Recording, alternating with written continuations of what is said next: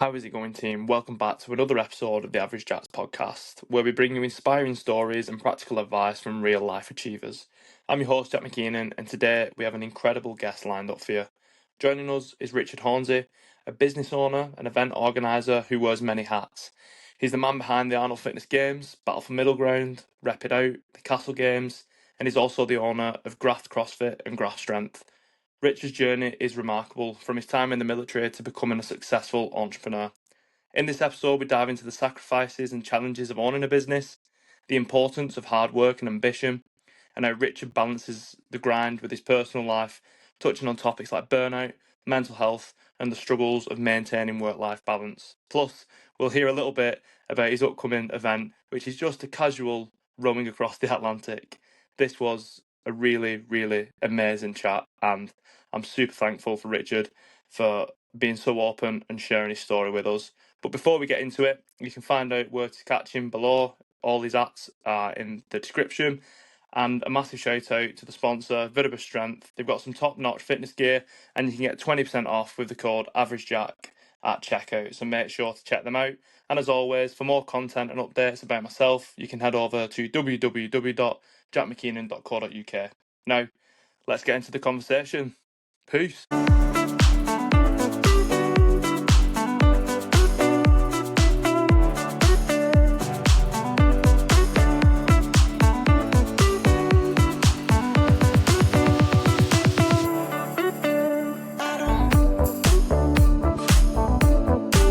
Oh no, it's that sound, mate. Coming through perfect. How are you, mate? You okay? Yeah, not too bad, mate. Not too bad. Bit of a challenging year. But we'll get on to that, I suppose. Yeah, one of them. Yeah, we can get into it. First of all, Matt, thanks for obviously joining me today of all days when it's blistering outside. You could be anywhere else, so nice one for jumping on. No problem. We've actually met before, I don't know if you remember this, but when I did Battle for Middle Ground, the March Madness in 21, and you filled in for my team on the Sunday because I fucked my pec on the Saturday. Really? So I thought of, yeah, I was, I've been to a few of your events, and obviously they're absolute carnage at the best of times. So yeah, nice one for jumping in that day.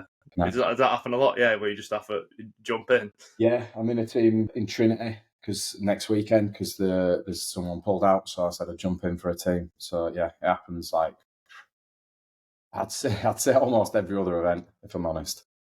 So you just got to keep greasing the groove, make sure you're ready for it.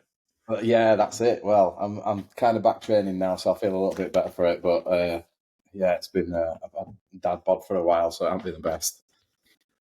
Oh mate, we've all done it. I mean, I'm just made of paper mache, me. There always seems to be something, so I can never shift quite past the dad bod. But you know, I just got to rock it and own it sometimes. Own that shit, eh? Yeah, definitely.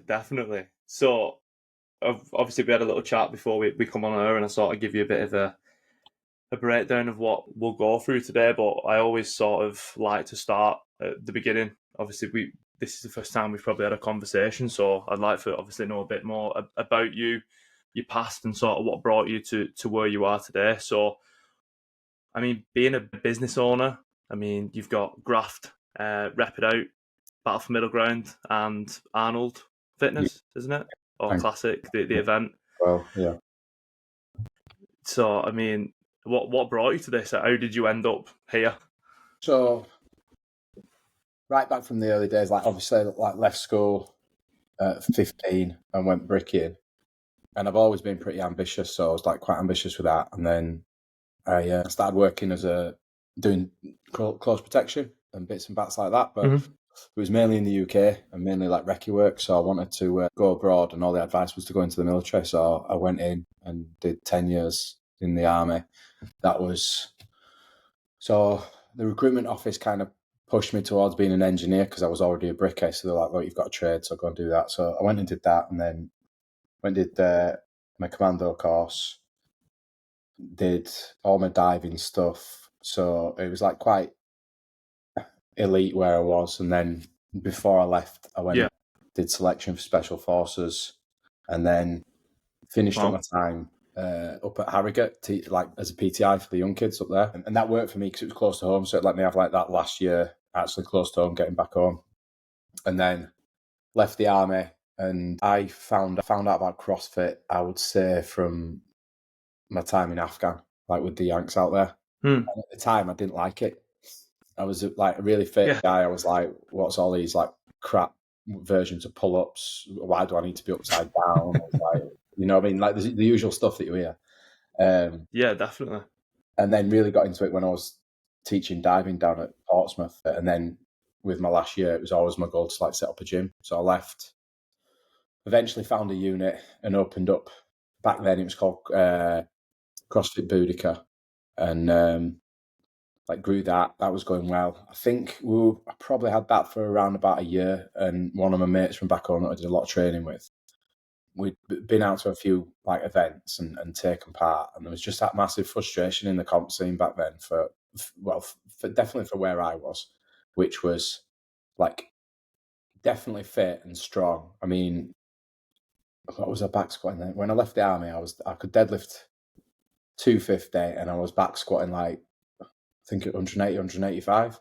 So like from a traditional strength point of view, it was like pretty strong pound for pound. But Yeah, I wasn't managing to qualify for like RX comps because I didn't have the skill set. So I definitely didn't have them in like the capacity that you needed, like the types of numbers and stuff. Mm-hmm. So you're having to enter like scaled comps and you're just like, this is shite.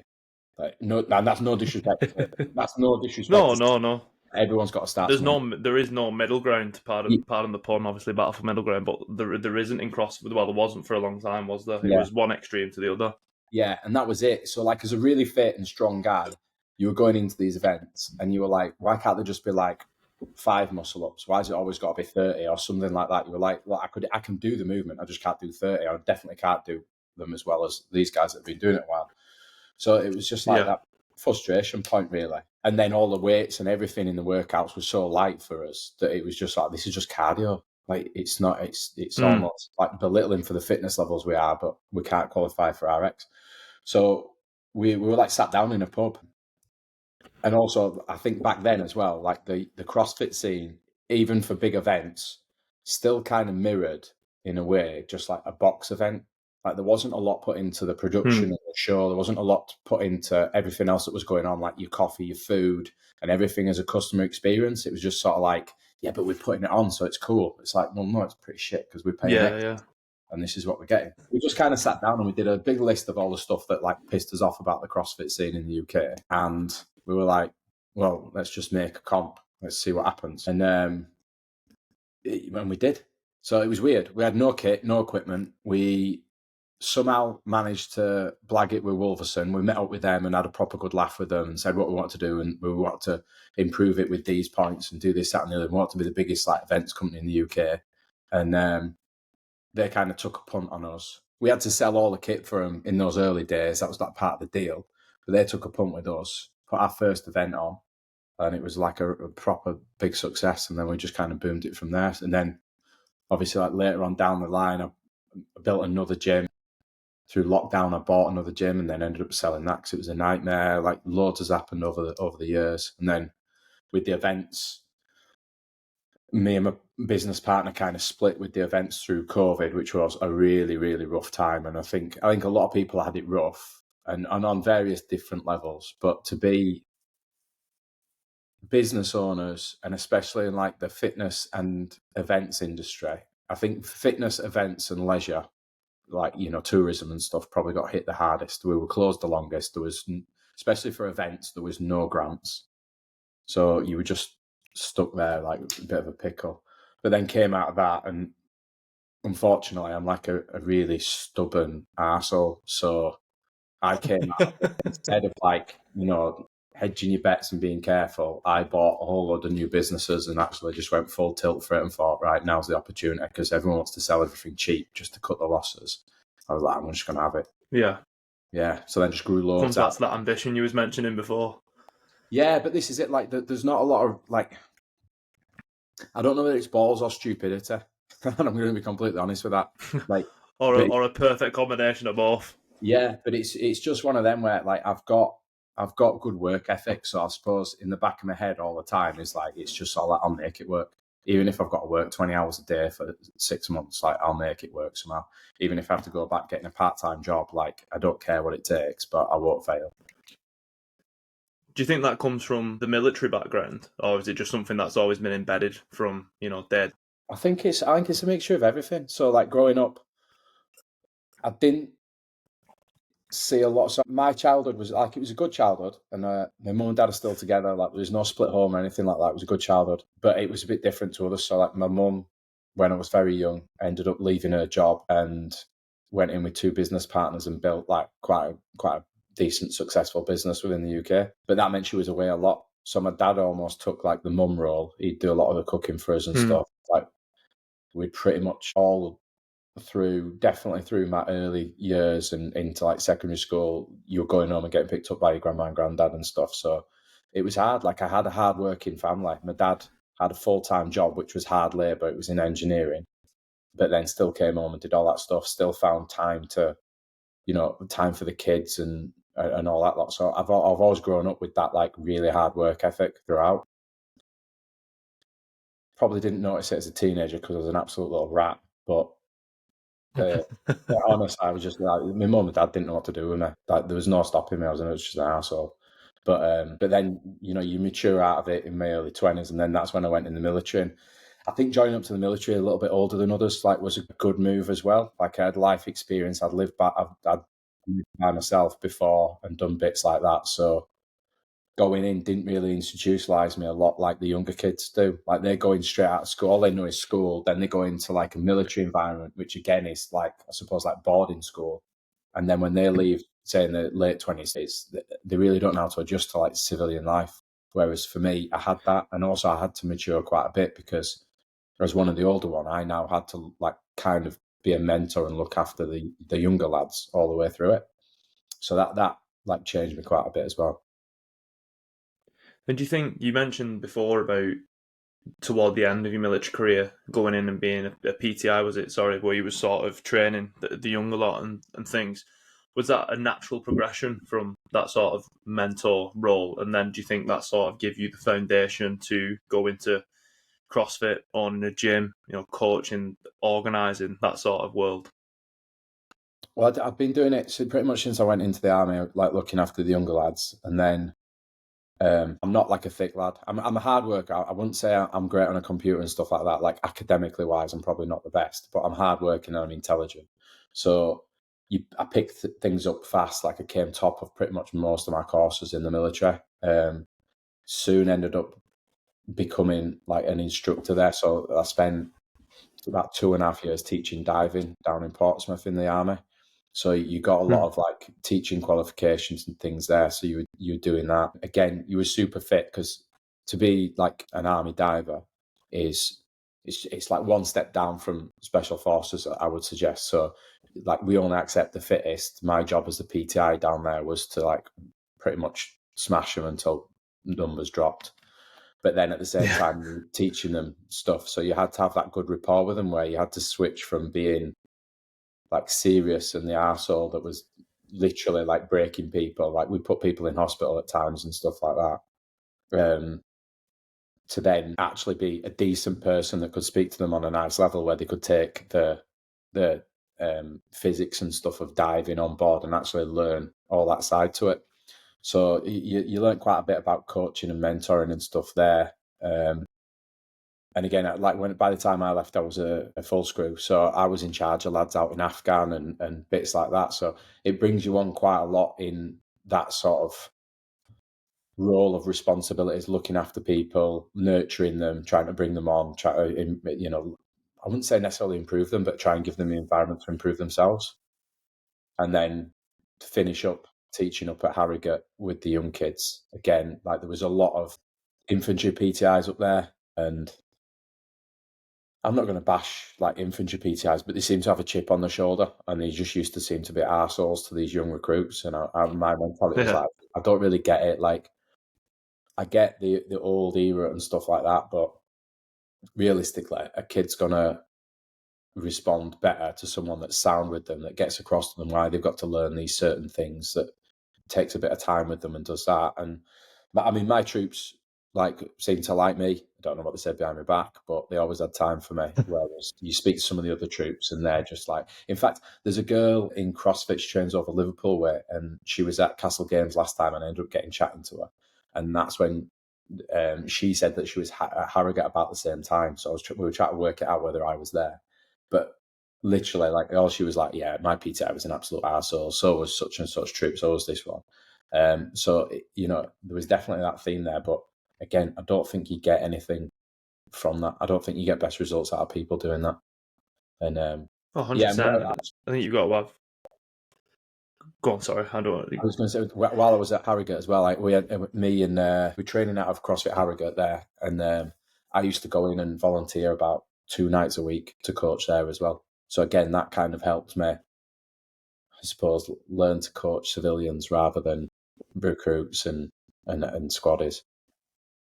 Yeah, because that's sort of where I was going to go with that. Because you mentioned there about obviously having the ability to, try and break people, but then flipping it on its head and sort of trying to be there for them on like a personal level, an intellectual level, to teach them sort of the things they need to know.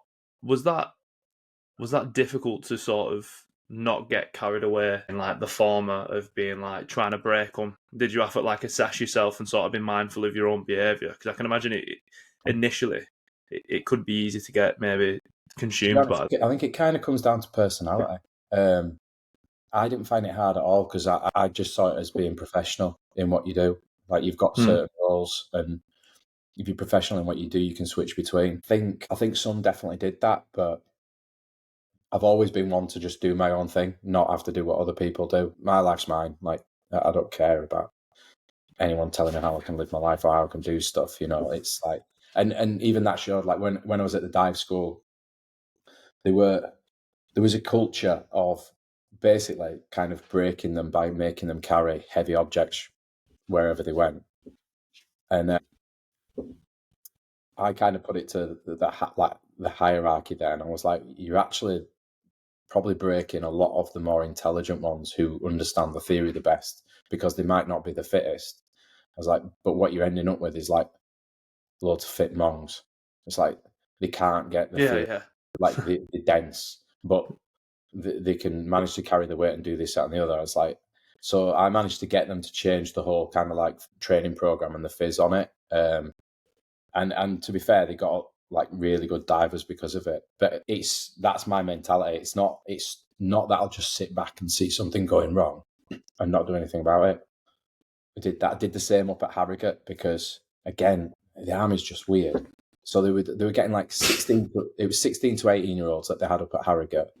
And obviously they had to get them their calorie kind of intake for the day, because they were apparently training hard. Like, I've trained hard at just getting out of bed, but this was so what they ended up doing was they gave them what's called 9 o'clockers. So at 9 o'clock they got like a Nutri-Grain bar and a milkshake, and it might be something else as well. And I was just sort of like, are you lot on crack? Like, why a physical training department are you giving a whole load of kids carb heaven right before bed, understanding that it's not going to really help them develop? They're not going to get proper like REM cycle of sleep because they're on a sugar rush. And then you're going to whinge at them tomorrow when they don't perform well and they're falling asleep in class. It makes no sense. So off my own back, I got my troops to do like food diaries and stuff like that, and presented a full thing to the OC up there. But again, it's like not many people do that. But Yeah. There's did you find yourself getting in trouble a lot with that sort of mentality? Yeah, I got threatened to be court-martialed once. Fucking hell. Yeah, that was out in Afghan. And what else did I do? Oh, I did, and like there was stuff where you got away with it where it was funny. For instance, like when we were out in Afghan, I could tell that there was times when we were out on ops and the lads were just like bored and baking, and it's miserable. You know what I mean? Like, you're in stupid hot, way hotter than you've ever had on a holiday, having to wear full kit, and there's literally nothing to do. So it's just like soul destroying. So just as a bit of banter, we like formed a union, So with all the lads and that lot. And then like the OC, who was like commissioned officer. So he's like started as a private, worked his way up and then picked up commission and then come in. So he's like old sweat, knows it all, good sense of humour, not like, private schoolboy. And he came round and he was like, well, we've got word that you've started a union, which obviously you can't do in the military. Do you know what I mean? And we were just sort of like, yeah, sir, do you want to sign up? Gave him an application form and that one. It was like, he found it no funny. And he saw what we were doing, which was like trying to keep morale high. So he like got on board with that. And, there was other times, so like when it was out in Afghan when I was going to I got threatened with court martial. Because what had happened was as a commando, like when you finish your 30 miler and you like get your green beret and you're a commando, there's two things that are drummed into you that are sacred. So that's your green beret and your commando dagger. And a lot of the lads will get the dagger tattooed on them and stuff like that. And we were out in Afghan and it was probably about 2/3 of the way through the tour. The sergeant major at the time was like, right, we're going to get some daggers made up, some engraved daggers for the tour, so you can buy them and it's your memento for the tour. So loads of people like signed up and bought it and stuff like that. And then I ended up finding out that he was selling these to anyone. So anyone that had been on the tour with us. And there's two ways to look at this. So yes, they were on the tour with us, but when you've been told that you've got to do the commando test and all the training that goes with it and all the hardship that goes with all that to be able to have these, it's like a slap in the face for all the commandos to be giving it to non-commando people. I got that. Being the arsehole that I am, I ended up doing a petition. But we got the petition signed by everyone because we were driving the CO around all the fobs. So as soon as we get there, I'd go around and get it signed off all the lads. They'd be like, yeah. But I got it signed by like high-ranking officers and everything. Like it was like a lot of people signed it that shouldn't. And then the sergeant major ended up finding out about it and was like, right, blah, blah, blah. Yeah. And I got marched into his tent and he was on his, like sat down and he started giving me a load of shit and blah, blah, blah. And we'd put some of the stuff on Facebook as well to some of the lads on the fobs just to try and like get word out to them. And he stood there basically and said, if you don't write a full written apology saying that you were wrong about everything, and that because what I'd done in this petition was I'd said we'll just do like don't refund anyone or anything like that. Just do something that's not a dagger for the non-commando blokes. I was like, that's all I was asking for. Fair enough. So I stood in front of him and he gave me an ultimatum. He basically said that you've got to go on Facebook and apologise, say you got everything wrong, this, that, and the other. Fuck, man. And this is in front of there's a lot of other like warrant officers and stuff in this tent, and some of them had signed this piece of paper. And I just stood there and I went, "You're gonna have to court martial me then." And he didn't know what to say. I got marched out and I was like, "Fuck, I'm getting court martial. This is shit." And then I went back and I burnt the list because I didn't want to get anyone else in shit with me. So I burnt that because I didn't want all the lot to get it. And then afterwards, loads of the other warrant officers came out, and I thought, "Fuck, I'm getting a chew in here as well." And I ended up like shaking my hand, and they're like, "That, well done." And I was just like, I didn't even take it as a well done. I just went, "Why didn't you fucking say out you were in there?" That's why did you back me up? Fucking left me eye foot fucking dry. yeah. But, that's mad. Love that because, like, to me, it doesn't seem it seems fair enough that they've obviously told you that there's these two things that mean so much, and then just giving them out willy nilly, and then you're just like, oh well, it's a bit bollocks that, and then they're like, mate, no, you're gonna have to, pull your pants down and apologise and like be sorry for fucking essentially backing up what they told you. Yeah, but this is the thing with the military. So I'd effectively like, I don't know the word of it anymore because it's so many years ago, but it was like undermining his rank. So there was like genuine thing there to get court martial for. But I was just like, I don't care, I'm not back. So what was the transition like from leaving the military to going back to like civilian life, everyday life? Did you struggle with that, like losing because I imagine it's very, I might be wrong, so feel free to correct me. But I imagine it's very routine, heavy, very sort of structure driven, being in the military to a degree, Yeah, and then sort of coming out into civilian life. That's not even there. That's sort of then down to you to create. it wasn't too bad for me. So there's some stuff happened recently that has shown that it did affect me more than I thought that it would. Coming out of it, I just like pumped myself into work instead. So like, if you speak to box owners, and especially like new box owners, it's relentless. Like, you can't afford staff coaching all the sessions, so you're working 7 days a week. You put yourself in. So we did that, and like, I was good at coaching it.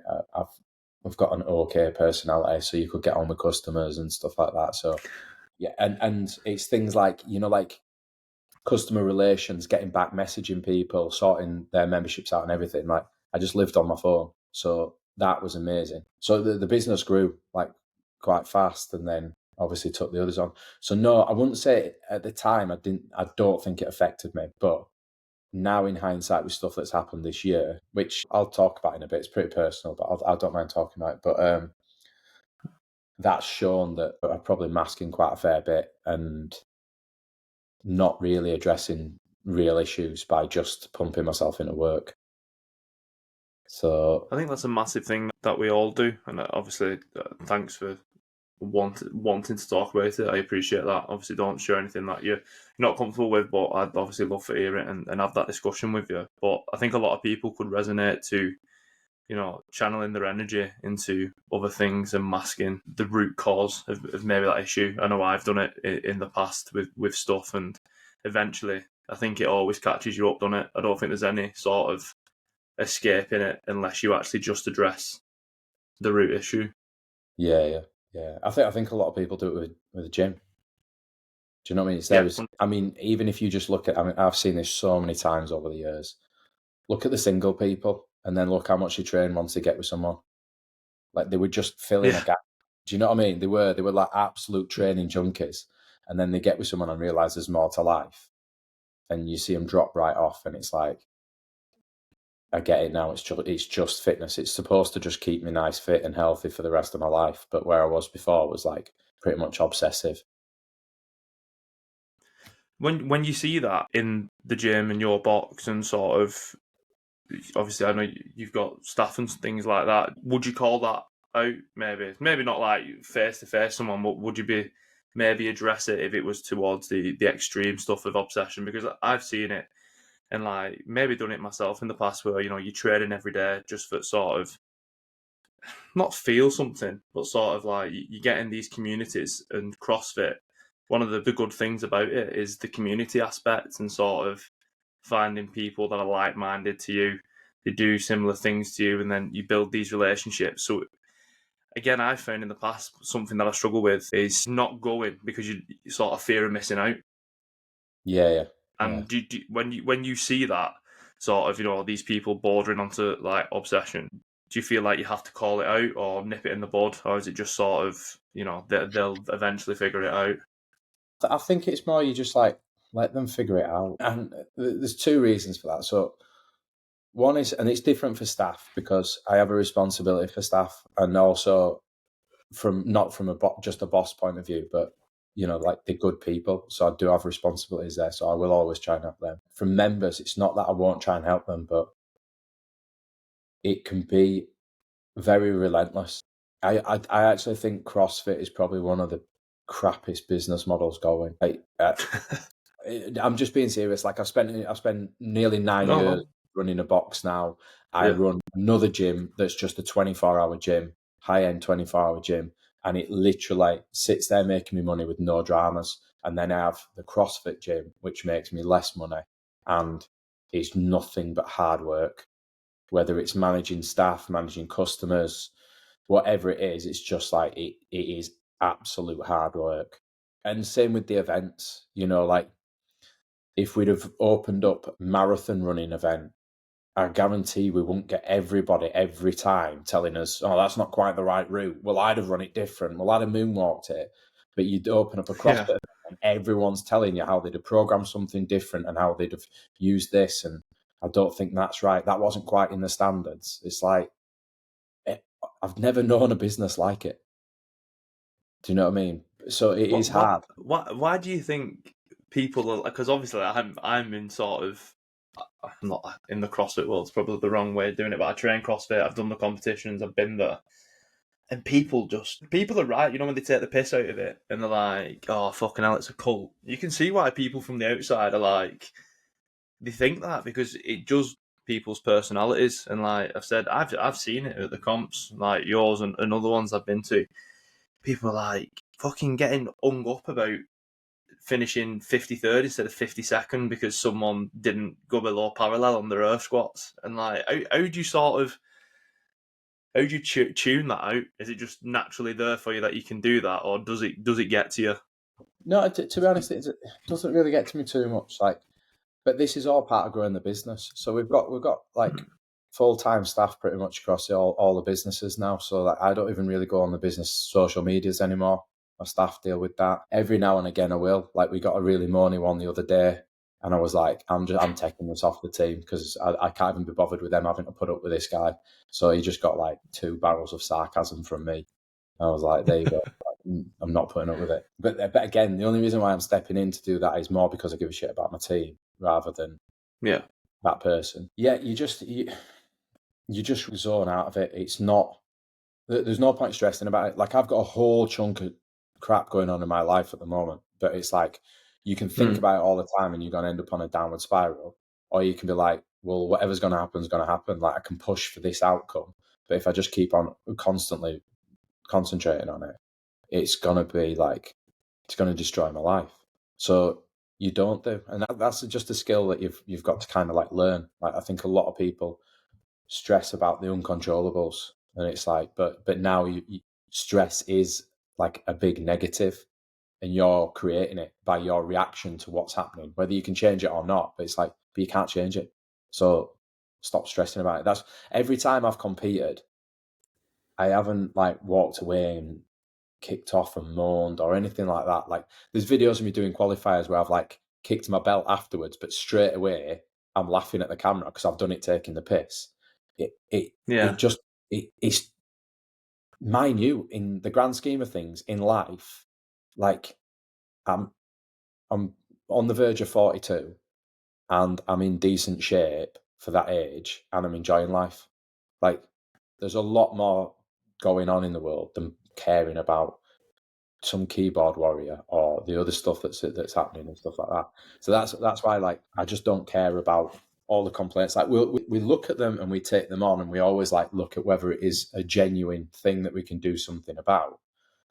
And we're not like nonchalant about it and just get rid of them. But it's like half of it is just mindless chatter. Like, the amount of times people have told me how we should have run the event, and I've just been like, right, okay, so come and sit with me for 5 minutes. And as soon as you actually start talking about all the stuff that goes into organising an event and the equipment you can have and the timings and this, that, and the other, they're like, it's like they're working out like the theory of a black hole, a head's blown, and you're like, exactly. So you can see it happening around them. yeah, I'm fucking it's like a not. I'm meme not of just just the going. I'm not Pythagoras. going and writing a workout that works for you in your gym and knowing that we've got that equipment.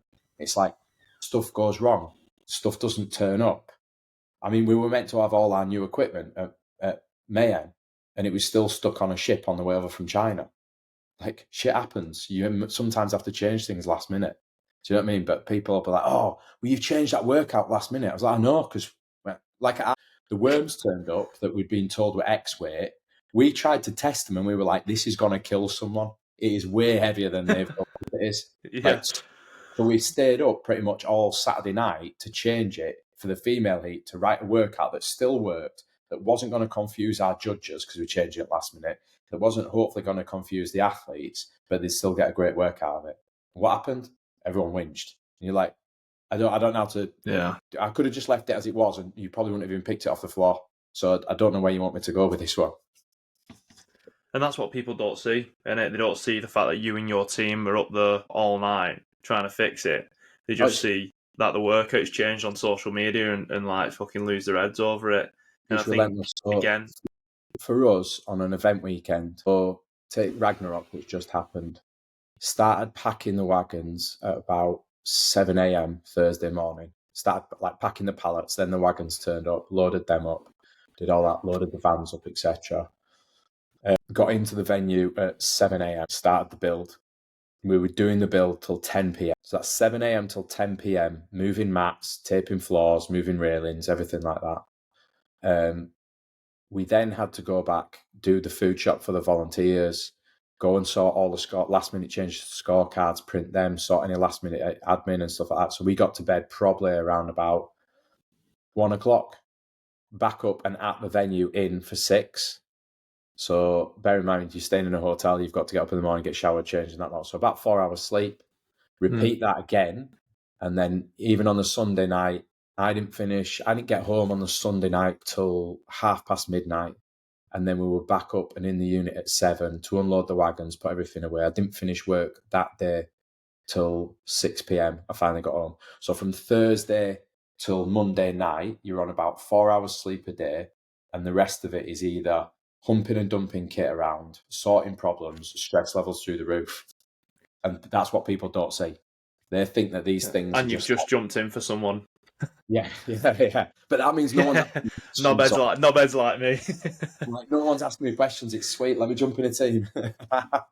Yeah. You're actually like, please let me go and do these 4 workouts just for not letting me get fucking bashed. That's mad. That is sort of, the alternative of rather than be like, you know what, it'll be easier if it go and do fucking 30-20-10 of worm burpees and bar muscle ups than it would be for just sit and get it organised. I think that's it. I've let it out now, so it's just going to happen. And I'll be like mid-workout stepping in for someone and someone will start shouting like, I've got a query about my score. It'll be me. Next one I'm at, I'm going to be like, hey, there's a... So, you said something before that's just like been ringing in my head. When you said about when you look at these, your complaints and stuff, and I can imagine you just get inundated with it because everyone's got an opinion, do you know what I mean? But you said something key, what stuck out, and it was like, you look at the genuine ones. And I think that's something, obviously doing this for me personally, and a bit of like my personal background with this journey, sort of doing the book and then doing the podcast. Once you realise everyone's got opinions, you sort of then realise that, one, people probably don't give a shit as much as they make out. Like, they've got a 30-second just verbal brain diarrhea, aren't they, where they just put it onto you, and then they're on to the next thing. But then, like you said, there's these ones where it's probably the reoccurring ones in it, where you take them as being genuine and things like that. And sort of managing a team, do you see people who get affected by all the complaints, and how do you go about sort of nurturing them into, because I mean, just from talking to you, the mindset's very resilient, you've sort of got that understanding. How do you sort of help someone if they've got that not so understanding and they take everything personal? I think I'm lucky with the fact that I've got a team that don't do that too much. The girls do take some stuff personal because, I mean, at the end of the day, the work that they put in is ridiculous, and it is.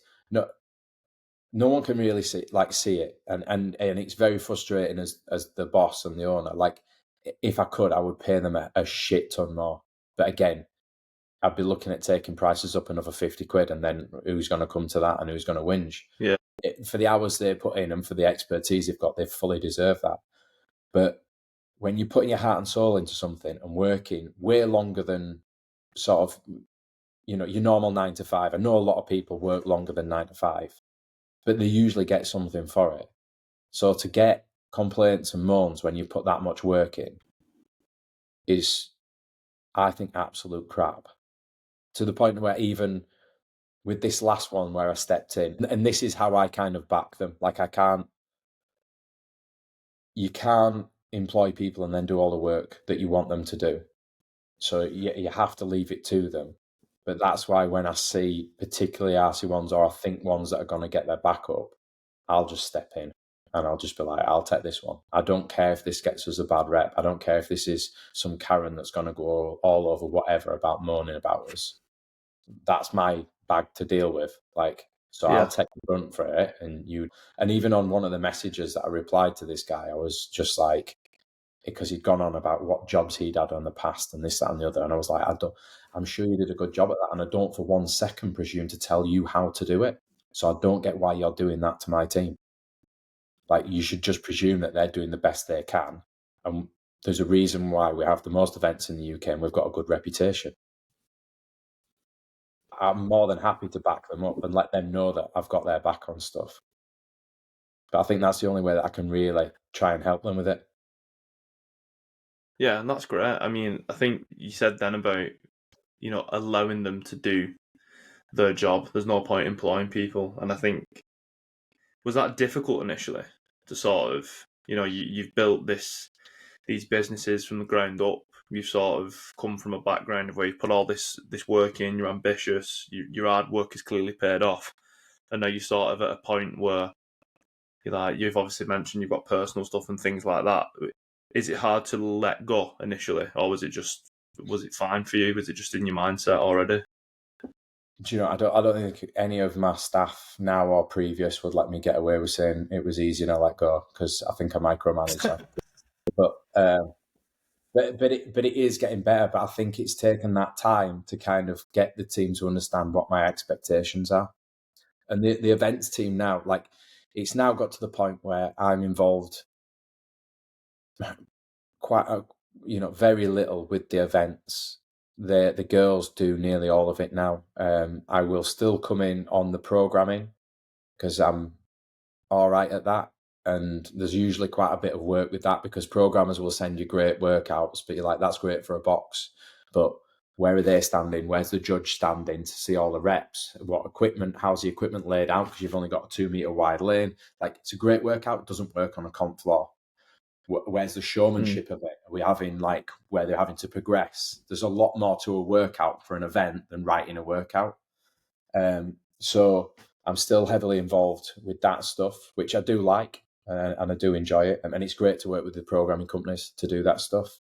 I'm involved whenever anything goes wrong. I'm involved whenever they're not getting replies off people and the boss has to, like, put his foot down and bits and pieces like that. But on the whole of it, they do it, and I think they do a fucking amazing job. And I think they hold the standard that we set out with, and they're at that now, and I'm happy with it. Yeah, class. So you obviously mentioned about you sort of stepped away a little bit now, but you're still involved, and with your personal life and things like that. How important is prioritizing for you, and sort of now moving the goalpost is probably the wrong terminology, but I hope you get where I'm going with this. But sort of moving the goalpost from business centric of this is the priority to now personal life. I think that's something that works one with me, but also like with the team as well. Is if I try and constantly let the team know the stuff that I'm doing for the business, so that they understand that I'm busy doing X, Y, and Z. So my job really as the business owner is mapping out where we're going to be in 5 and 10 years and putting all the building blocks in place for that. Like, that's why I'm not going to go and watch qualifying videos, and I'm not going to answer to Karen, the keyboard warrior, about moaning about this, that, and the other. It's like, I cannot do that and push the business. It's way bigger than that now. So it's that relationship of them knowing what I'm not doing is just sat at home watching telly. It's like, no, I'm putting work in, just as much work as you, but in a different area in where we're going to be. So, like, taking the risk and buying all that Graft branded equipment, that for me is a move forward with our business. It makes the whole events look more professional. And whether you like it or not, we've got to keep up with it. The way that a lot of the big events at the moment are looking, you have to follow suit. Otherwise, you're going to end up left in the water. So, it's my job to somehow find that money. So you might hear of a few, like, post offices getting turned over and whatnot, but it's my job to find and it's my job to kind of, like, work out and visualize where Graft is going to be in the next 5 years and roadmap that out. So that's where that prioritization comes in. Prioritization of personal life, I'll come on to that. So that's a lot to do with some of the issues that are going on at the moment. So, I mean, I take a lot on. I've got a lot on my plate. So I've got the events about, the 2 gyms about. I also own 80% in another company, and I'm in talks with buying another company as well. So I'm busy. I'm spinning a lot of plates. Now, coming out of the military and going in and pumping yourself into that, I got in a relationship with my ex-girlfriend, Kat, and I don't think I treated that relationship properly. And I don't think Kat thinks I do either. And I think the relationship broke down because of it, and we probably weren't, in my eyes, we weren't really good, like on a friendship level for like the last 2 years of it. So we kind of broke up in December. But then throwing on top of that, previous to us splitting up, I'd also arranged to be on a team to row across the Atlantic. And I'm in the middle of a house renovation, which is why I've got a chop saw behind me and stuff like that. So that's ended up leading to the point where at the moment, like with hitting burnout and then with everything else just being compiled on me, I ended up going and taking on a counsellor that I speak to about every fortnight now. But again, that was my decision, and that was me understanding that I'm in a bad place. So I've gone and done that, and I'm in a better place now. But my whole mindset at the moment is like to still try and do as best I can with the businesses, but I'm just desperate to like get the house finished. So it's another plate not spinning, get this row out of the way. That's another big chunk taken off me. And then it's like, I'll be in a way happier place. You know, my life, I'll have some life back. But with, you know, splitting up from my girlfriend, Kat, you do realise that you've just put your heart and soul into a business. And that's when I realised I don't really speak to any of my sort of schoolmates anymore. I don't really have that friendship group. And then also the people that I do kind of socialise with were members. But it's different for me because it's my business. So the customers, you to socialise with other members at the gym, they're just people, they're just friends, they're this, that, and the other. For me, they're customers. Like I can't even go out on a like the Christmas box do and really be like, all right, I was going to say letting my hair down, but I'm a bald bastard. But you know what I mean? I'm like, right, I'm letting loose. Because at the end of the day, if I do something stupid, it's like, you're the boss. What the hell are you doing? Like, you own this gym. Yeah, like, it's your reputation, it's your business. Yeah. So, you know, so the friends, don't get me wrong. And if any of them watch this and they're like, oh, right, he's lying to me, he's not our friend. It's just a different level of friendship. Do you know what I mean? Like, it's, so you do start to realise that you're like, shit, I'm quite alone. You know what I mean? And being the boss is lonely. Like people, I've heard a lot of like bosses say this, like employees are friendly with you and they will come for an odd beer with you and stuff like that. But are they really a truth? Like if they get a better job offer, are they going and within 6 months you never hear from them again? Do you know what I mean? Like chances are that's like navigating that sort of murky water, isn't it? It's because you don't want to, you know, go too far with your side of the relationship and lose that sort of, not hierarchy, but I hope you know what I mean. You don't want to sort of be, you know, perceived as like a soft touch and this, that, and the other, because you've got a business that is sort of your reputation at the end of the day. But it does. Thank you for sharing that. Yeah, because and so you've like hit the nail on the head there. Because what happens is you become friends with your staff, and then you can't make the hard calls that you have to make. You know what I mean? There's a personal level in there. Whereas you go to any big company, and the people making the hard decisions don't know the people at the bottom that they're firing or doing whatever to. Not a chance.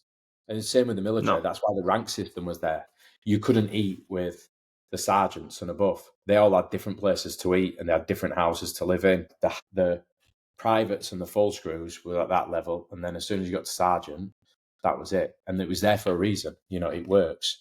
You've got to have that segregation, which is really hard. And it's really hard with this type of business because you know everybody. So every gym owner will feel exactly the same pain, or well, CrossFit gym owner, of like taking memberships up and be like, oh, but I don't want to lose Susan. It's like, but Susan can't afford you. Like this is the brutality of it. It's like and I can guarantee Susan is going to umpteen concerts, drinking gins out with the girls. She can afford the extra tenner. Like it's lies. Yeah.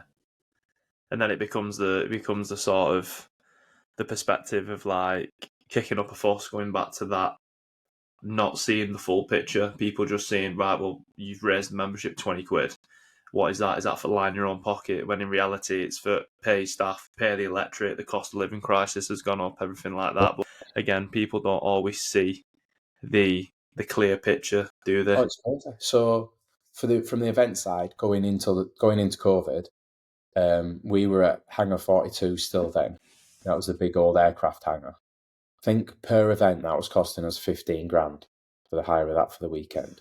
And they were letting us get in early and set up and do all this, that and the other. At the venue we're at now, at NAEC, by the time we've paid for all the electricity and everything like that, it's looking at about 40 grand a pop.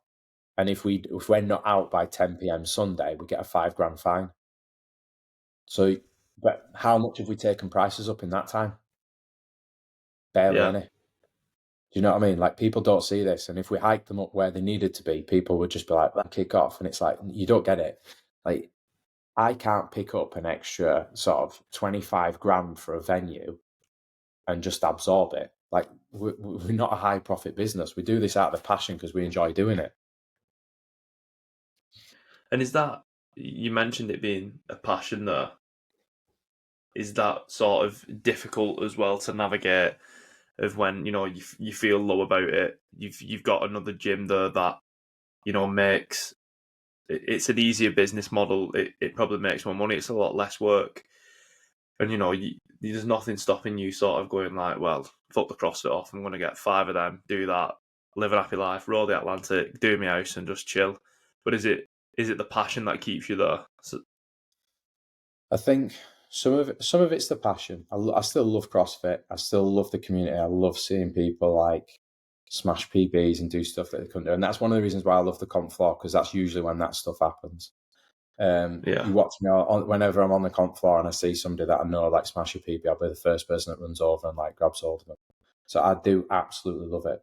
Purely from a business point of view now, I can't tell you the amount of times where I've thought, fuck this off.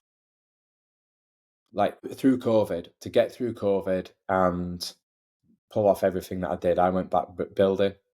So all of a sudden I was on like 35k a year, salaried, so I could get a mortgage, I could get paid holiday, the whole fucking lot, all the shit that I don't get now, I had at 35k a year, just going and laying blocks, which I can do with my eyes shut. So you've got that, and then to come back to it and have the reality of going back to the gyms, it's like, actually, fucking hell, what the fuck am I doing here? Like, this is a bit daft. Even like my strength gym now, my 24-hour gym, I could probably just get a couple of part-time staff to run that and go back building, and I think I'd be on about 100k a year. But instead, and just like that, yeah, and I'd get all my weekends off.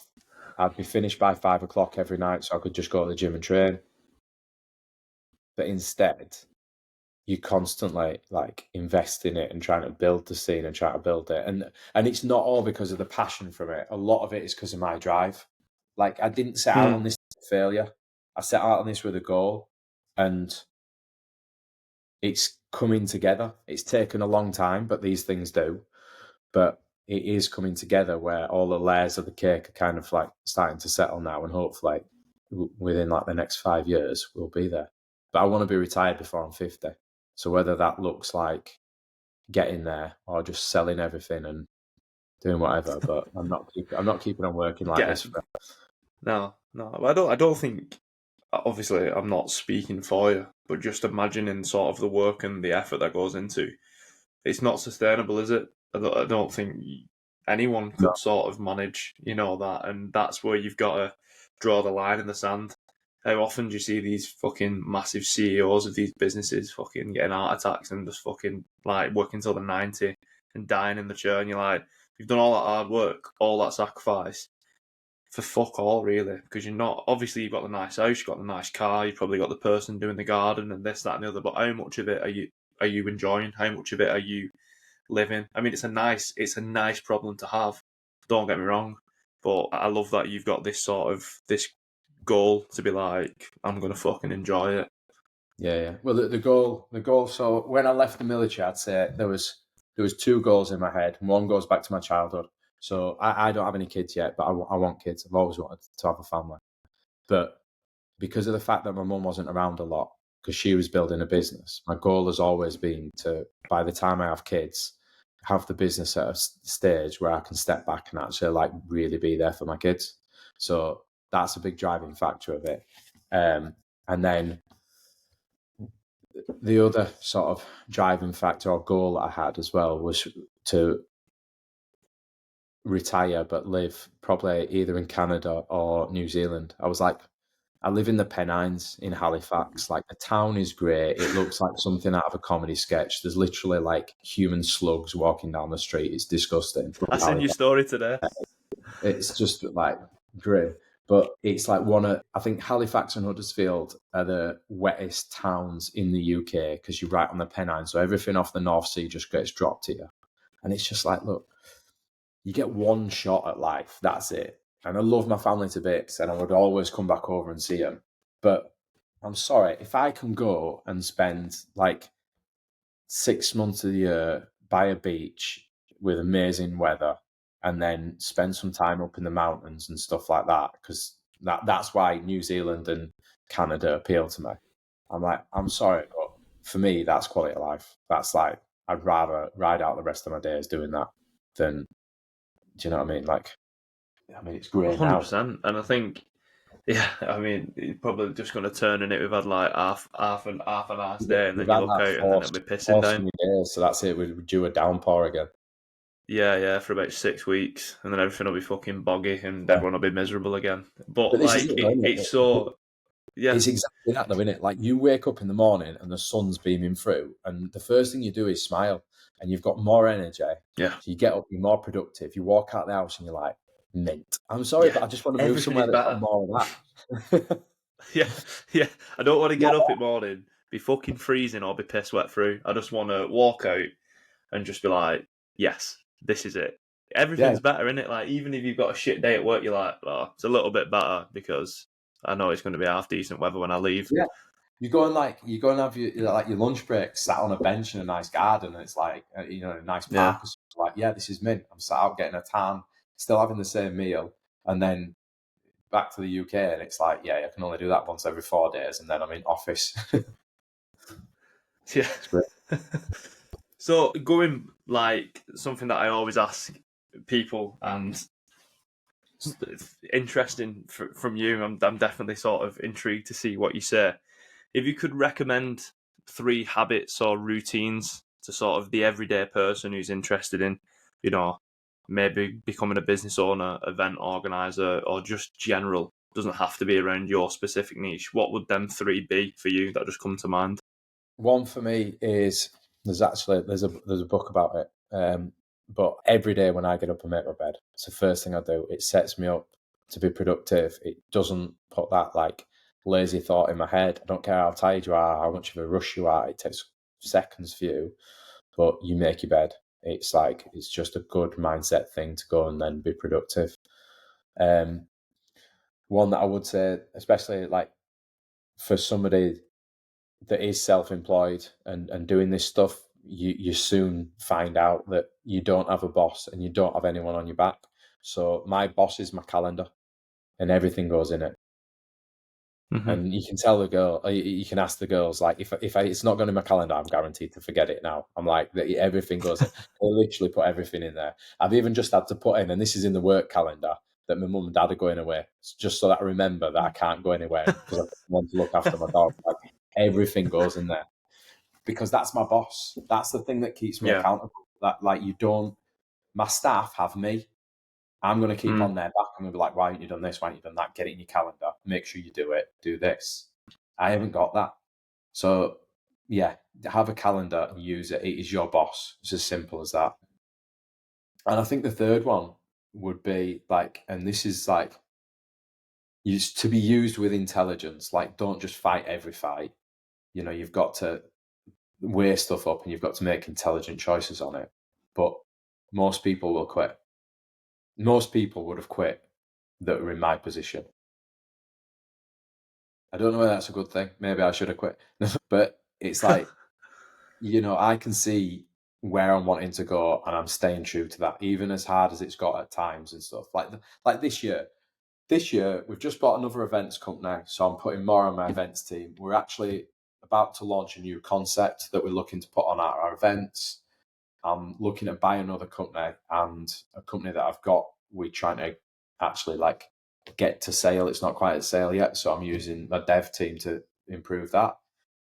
On top of that, I'm renovating a house that I now can't afford to live in because I've split up from my girlfriend. So the money to renovate it isn't there, and also the money for the house at the moment isn't there. And I'm committed to rowing across the Atlantic and all the training that's involved in that and all the admin that's involved in that. Like, there's not many people that do this crazy shit. But you've signed up to something, you see it through, and you let the weaker people fall at the wayside. They weren't good enough. They didn't work hard enough. I love that. That's great, mate. Like it's just, I think some people, probably myself included, sometimes beat around the bush. But like, hard work's called hard work for a reason. If every fucker could do it, it wouldn't be hard, would it? It'd be just work. And like, just listening to your story and what you've shared with me, and I've been to these competitions, and like, I'd like to think I'm not one of them arseholes, you know what I mean? Like, I have thought, fucking hell, about this is hard work, but nothing to the level of what you've just explained to me there. And like, resilience is so important, isn't it? I think if that's something you don't have, like you say, you're gonna fall by the wayside. Yeah, and that's the biggest thing. So many people quit, but it's like everything. So I don't know if you've ever done any mountaineering, but if you have, like, and you're going up over like hills and stuff, you get false summits. So you think you're at the top, and then when you get there, it's like, shit, no, there's more. Well, that's what life is. But the thing is so many people quit on the false summits. Do you know what I mean? Instead of just carrying on until they get to the actual summit where it actually pays off.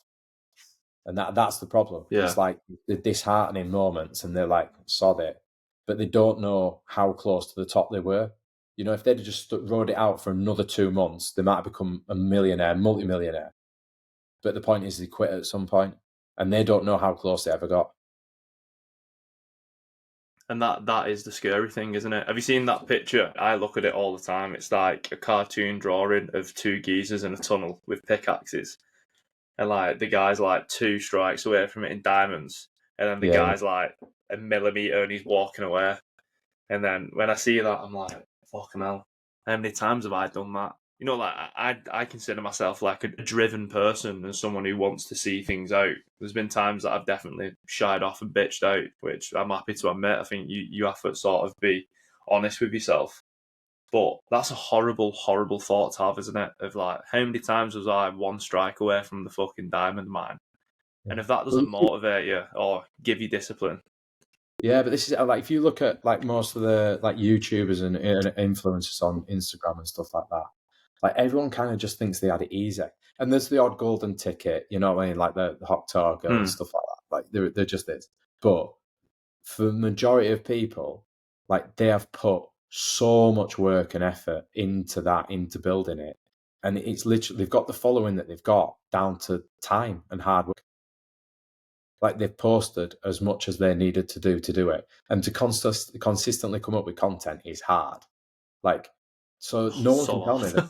Yeah, but this is it. But everyone's like, oh, but it's just blah, blah, blah. And it's like, well, then why isn't everyone doing it? I'll tell you, because it's hard work, and it's consistent work, and it's just grinding away. And they didn't get 100,000 followers overnight by one post. They built that. You know what I mean? So it's compounding, yeah, it's same with everything. It's like, you just don't quit. You keep going, put the graft in, and then, and it'll pay off. Bingo, we're here like 5 years later, 10 years later, and you're like, fucking hell. And like, but I was listening to something the other day, and like, this girl was saying, people take the piss out of you when you start in, and you're like, that's embarrassing, that's shit, why are you doing this, why are you doing that?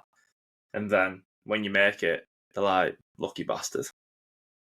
Yeah. Like, but it's not luck. It's fucking. It's go back. Like you said, look at these YouTubers. You know what I mean? Fucking, some of them didn't get any views for 5 years, and then one day they have that one video, and then everyone goes back and they're like, "Can't believe I've not been watching this sooner." And like, overnight success. And you're like, nah, not an overnight success, mate.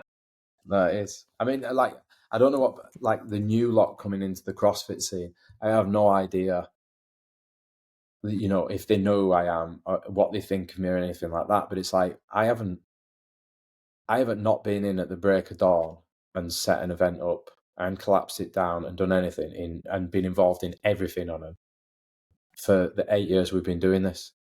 Like, I have absolutely grafted my tits off for it, and I still do to this day.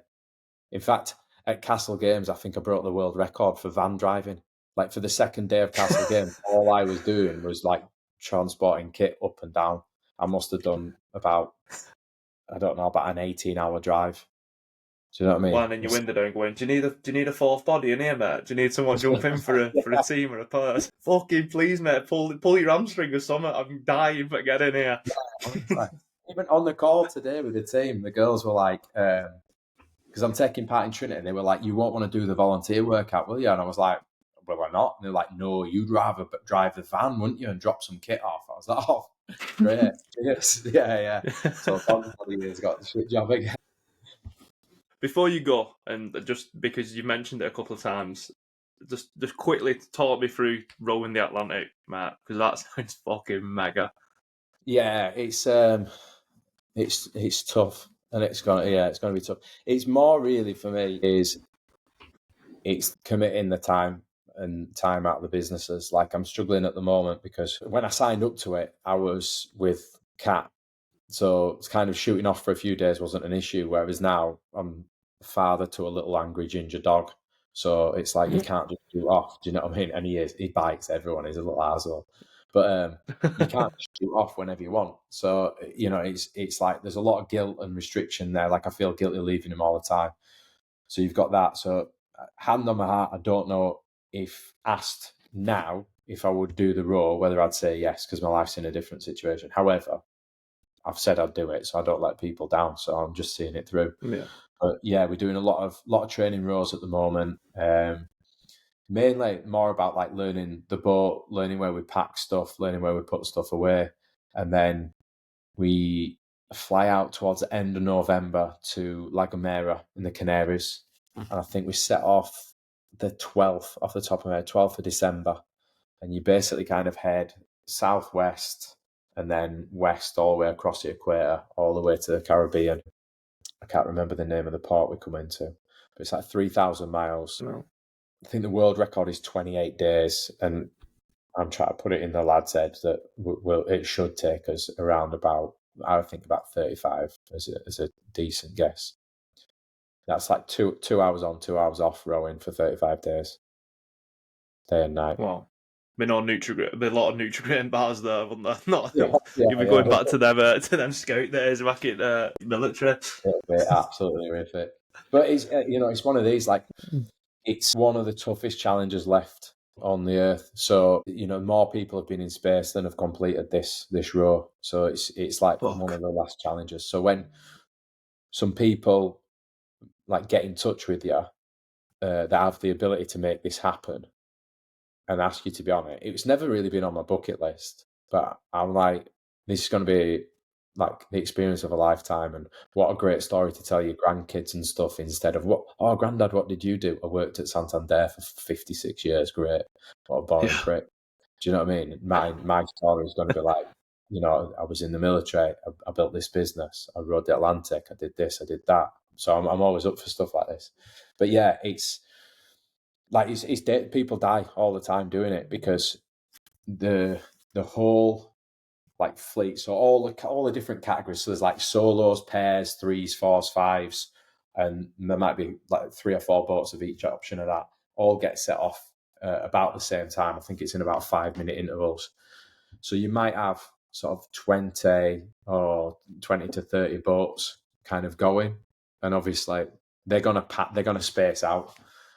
So they might be spaced out 600 to 1,000 miles, and there's one kind of safety yacht in that.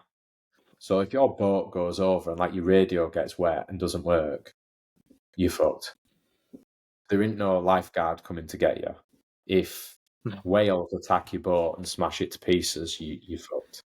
So it really is like one of the last ones where it's like it's you against nature. So I thought, why not? That's incredible, man. Just even trying to compute what you've just said to me. is insane, and like hats off. That's so cool. And I mean, like you said, when you're in that port in the Caribbean, big piss up on hand, I imagine. But like, Yeah. what an achievement for just be like fucking rowed the Atlantic. Like I said, Yeah, more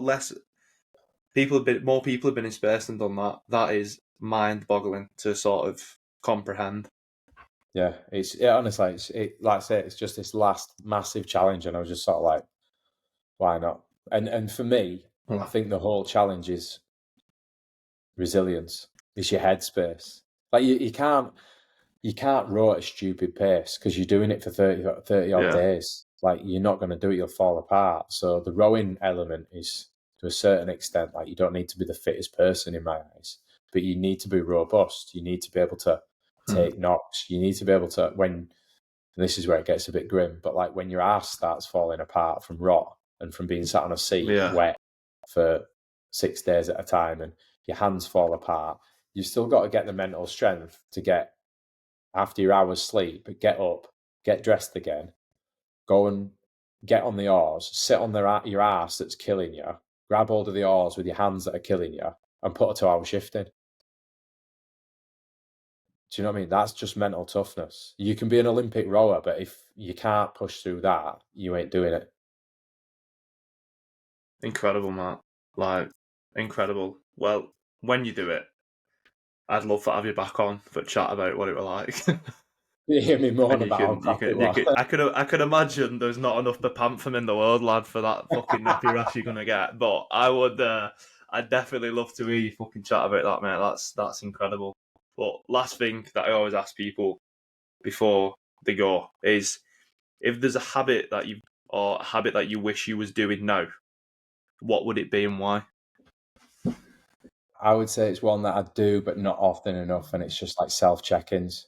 So it's, and I think definitely with blokes, I see this is we're very hard on ourselves. I don't know enough like women inside out to know whether they're the same way of being really harsh on themselves about stuff. But I know blokes are because we don't really talk about stuff. You'll go down the pub and you'll chat shit with blokes, but I know that internally we're pretty harsh on ourselves. We don't give ourselves praise for anything like that. So sometimes, and it works the other way. Sometimes you need the head wobble to admit that you're being a bit of a fucking arsehole. But it's them self-check-ins really important, just to like either give yourself a bit of kudos for what you're doing or give yourself a bit of a head wobble for being a dickhead. Yeah, definitely something that I've only discovered later on in my life is sort of the positive self-relationship that you need to have with yourself to do anything at a reasonable, even just a reasonable standard. You can't sort of self-sabotage, you can't do that. And if you do them things, you need to have the mindfulness and awareness to do that. And I think with blokes and men, it's sort of drilled into us that's feminine, it's the wrong thing to do. You just got to wear this mask and do this and just fucking grit down on your gum shield and walk through. And there's definitely an element of that in life. You've definitely got to have that. Like we said, we've talked about resilience quite a lot. But you've also got to be like, I know you mentioned it very briefly, nothing more pisses me off than when you see like grind culture on social media and they're like, burnout isn't real. Well, you've just not fucking done something enough times. If you've never, like, burnout's a legit thing. And to say that it's not is just, I think it's stupid, because I think you're not having them self-check-ins. You're not looking at yourself and thinking, fucking hell, I can't continue to do this. If I want to do this, I need to sort of put the brakes on for a second, regroup, recharge, and then attack it. Yeah, burnout is nigh on like depression. It's you've got no energy getting up. Like you're gone. It's not I'm tired. It's every job is hard work. You have no energy. You have to force yourself to sit down and do the work that you've got to do. If anyone was to say to me burnout isn't real, I'd be like, come and spend 6 months with me, you little prick. I'll show you what it is. Because I'll work them hard as I work me, and they'll see what it is. You know, I've had 9 years now of risking everything. I've risked my house so many times to do this. I've had no investment, nothing like that. I haven't had like some big rich bloke put his brass behind me, or woman. this has been every time you want to do something, you've either got the money on the bank or you put everything on the table. That is stress. And then that on top of the work volume, on top of the hours worked and everything like that, like that's what burnout is. Like you've just got nothing to give. And it is. I went through depression when I was about 20 because of some personal stuff that had happened. And I know how that feels and I know how this feels. And it is very, very similar. Like there's nothing you can do about it. It's not a choice. And that's when people go through bad times and they're feeling really low and that, but I've got a lot of time from, because it's not something you can just snap out of. No, and there's nothing more. I've been through depression myself, and there's nothing more frustrating than someone like, just cheer up. And you're like, Yeah. fuck off, man. Like, I'm happy that they've never experienced it, because I wouldn't wish it on fucking anybody, but you just don't get it. You just don't get it. You don't get it when you're taking antidepressants and you feel like a fucking zombie. You've no emotion, because all they do, for me anyway, was just fucking numb you. You just become a shell of what you are. That was my experience. I know people do benefit from them, but like for someone to be like, fucking, just cheer up, go and watch a funny fucking comedy on Netflix and just be happy. And like, it's such just a shit way of looking at things. That's the only way I can put it. I can't put it in a nice term or anything, stoic or philosophic. No, the only advice, and again, people will say differently, but I'm a bit like you. I know antidepressants help people, but my personal view is that I don't like them. The doctor gave me antidepressants, and I think I lasted 2 to 4 weeks. I can't remember, and then I threw them in the bin, because for me, the mental switch had gone in my head where it was like, this isn't actually fixing anything. The issue's still there. Just suppressing it. Exactly. It's like when I come off this, I've still got that to deal with. So I might as well just deal with that now.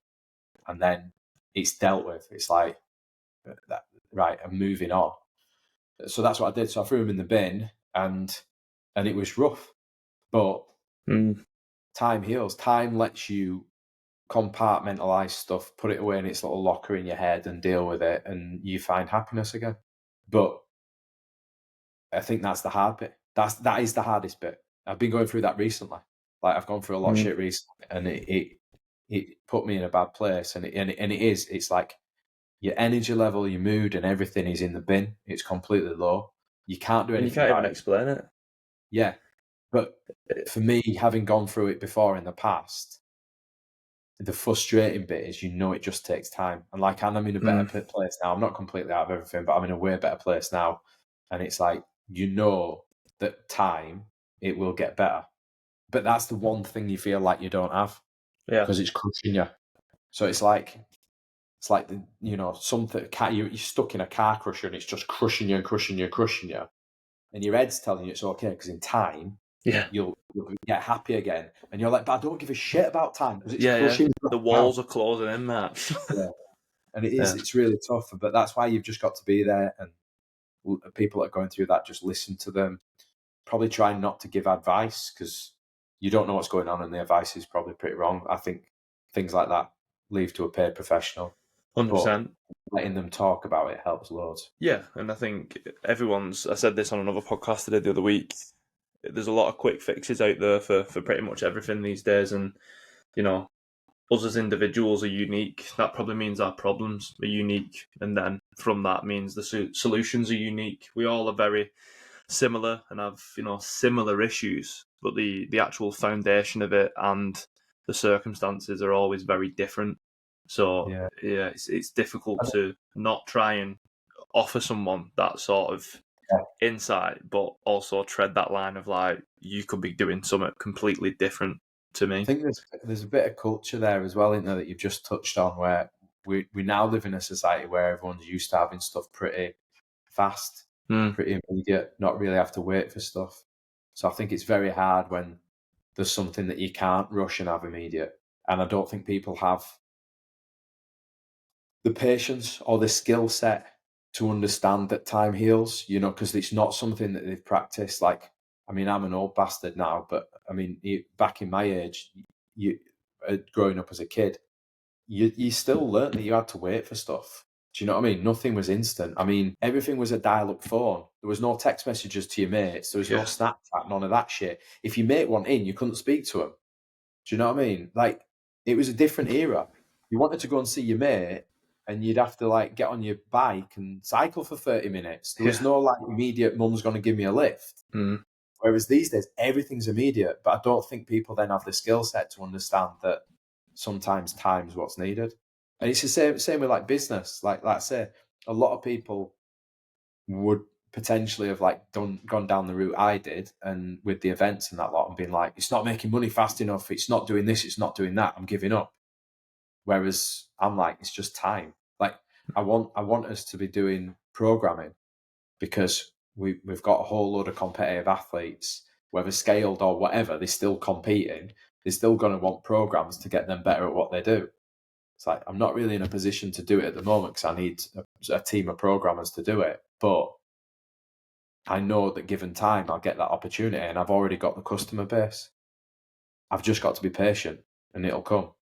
But a lot of people aren't. That's the problem. That's one of the problems I think with mental health at the moment, is people will go straight for antidepressants because they think that it's going to stop the immediate hurting. But what it doesn't do is actually fix the issue. No, it's not addressing the root cause. And that's something that we've mentioned, just our chat that we've had today. You know, you've got to address the root cause before you do anything, because, like I said, especially with things like antidepressants, you're just delaying the event of which you have to address it. Yeah, exactly. You're not dealing with it because, you quite frankly, you're feeling nothing. Like, you know what it's like. It's like someone's just put some weird blanket over you, and everything's just numb. So you're not addressing anything. The issues, as soon as you come off the antidepressants, the issues are still going to be there, and you're still going to have to deal with whatever has put you in that position. So my kind of train of thought has always just been like, just let me in the fight. Just let me have a go at it. Let's hit it head on, and then it's dealt with, boxed off. Either I've won or they've won. Done. Love that. But yeah. Thank you very much, Matt. Thank you for your time, and I think that's a perfect place to sort of end it. But before you go, let people know where they can find you, links to where they can find your events, your gym. Yeah, so pretty much just search gym, so Graft. So my personal one is Hornsey. Fine. For the gyms, just search Graft. We've got Graft CrossFit, Graft Strength. All the social medias for the events are, what have we got now? We've got Battle for Middle Ground, Repitoutuk, Castle Games, Arnold Fitness Games, and then if you're interested in the row, that's called Team Graft, and that's the channel that we're using to follow us on the row. Love that. I'll put that on the description as well. Cheers, mate. But yeah, mate, I've loved it. It's been a really good chat, and thank you for opening up and sharing what you shared. You didn't have to, and I'm sure there's going to be a lot of people that get a lot from it and resonate with it. So even from me, thank you for your time, and thank you for just dogs saying bye to